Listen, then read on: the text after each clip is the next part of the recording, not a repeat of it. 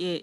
이미 앞서서 지역 사례하고 하승수 변호사님의 발표가 있어서 저는 이제 이 문제가 왜 정의의 문제인지, 왜 정의롭지 못하다라고 하는지 그 부분에 대해서 저희가 이제 조사한 내용들을 가지고 좀 말씀을 드리려고 합니다. 환경정의에 반한다라고 하는데, 환경정의라는 게 우리나라의 환경정책의 가장 기본이 되는 환경정책 기본법에 기본 이념으로 반영이 된 개념입니다.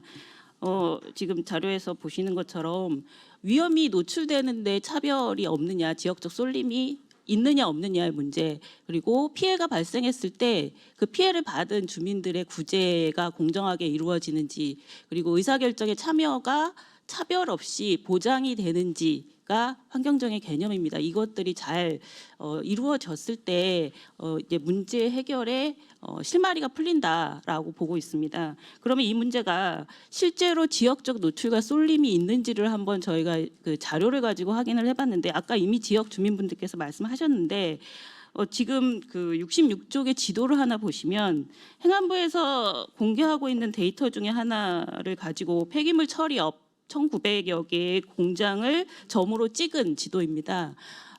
이게 사실 처리 용량이나 이런 것들이 위험 시설에 구분 없이 위치만 점으로 찍어서 봤을 때 지역의 그 비도시 지역의 80% 정도가 몰려 있고요. 그 중에서도 경기, 경남, 경북, 충북, 충남으로 이제 순서가 있는데, 이게 광역 단위의 쏠림도 중요하겠지만 저희가 이제 읍면동 단위로 분석을 했을 때 읍면동 단위의 밀집이 높은 지역들이 있습니다.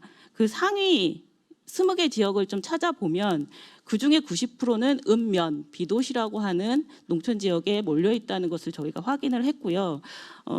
오늘 이제 화성하고 그 평택에서도 오셨는데 상위 5위권 안에 이 지역들이 포함이 되어 있습니다. 이런 지역적 쏠림이 있다라는 것은 분명히 이제 그 노출의 지역 쏠림이 일어나고 있다라는 거고, 이게 특정 지역에 쏠림이 있다는 것과 더불어서 누구에게 노출되느냐도 굉장히 중요한 문제인데요.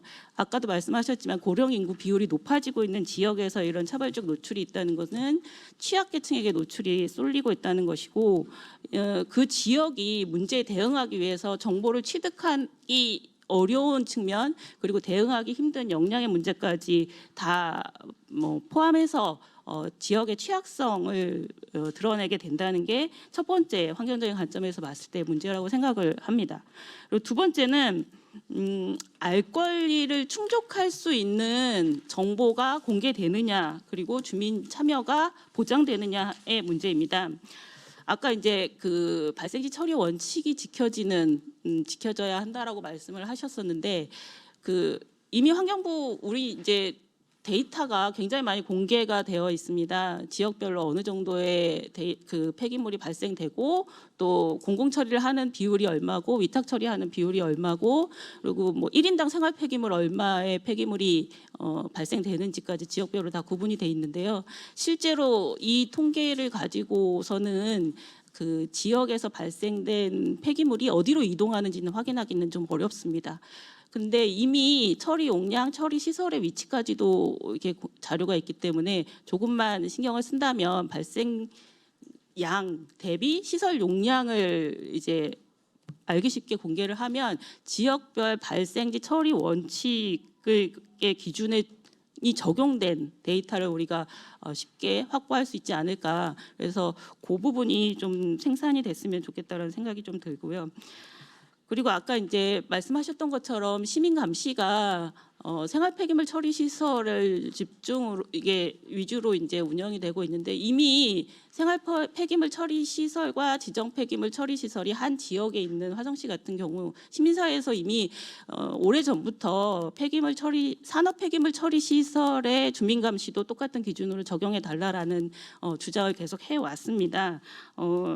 그 생활 폐기물 처리 시설은 이제 집진 시설이 잘 가동되고 있는지, 어떤 폐기물이 들어오는지, 주변의 영향이 어떤지까지도 주민이 감시할 수 있는데, 산업 폐기물 처리 시설 같은 경우는 이제 그렇지 못하니까 이 기준, 그러니까 그 주민들이 이 내용들을 감시할 수 있게 해달라는 것이 하나의 요구 중에 하나이고요. 주민감시와 마찬가지로 주변 지역의 지원에 관한 것도 좀 그 차이가 있어서 그 부분에 대한 지역 주민들의 소외감도 확인할 수 있었습니다. 마지막으로는 이제 시설이 들어가 있는 지역에 추가로 또 시설이 증설되거나 또 이제 그 추가 시설이 입지하게 되는 경우들이 좀 있어서 그 부분에 이제 피해가 더 쏠림과 가중이 있게 되는데요. 이 지역의 신규 시설에 들어가거나 어느 정도 밀도가 있는 지역 같은 경우는 주변 지역의 정주 여건에 대한 평가 그리고 지역의 총량 폐기물 처리 시설의 총량에 대한 진단이 허가 전에 있어야 될 거라는 생각이 들고 그리고 이제 아까도 말씀하셨지만 이 시설을 관리 감독하는 역할을 해야 되는 주무부처와 자치단체에서 이 시설들이 어디에 있고 이제 그 단속하고 있을 거고요. 그리고 민원 내용이 있을 거고 그리고 사고 내역이 있을 겁니다. 이 내역들을 좀 이력 관리를 좀 축적한 데이터를 만들어서 이 오염을 추적 관리한 다음에 이 내용이 그런 인허가의 페널티 근거로 활용될 수 있도록 좀 하면 어떨까 하는 생각을 하고 있습니다. 예, 저는 이상으로 발표 마치겠습니다.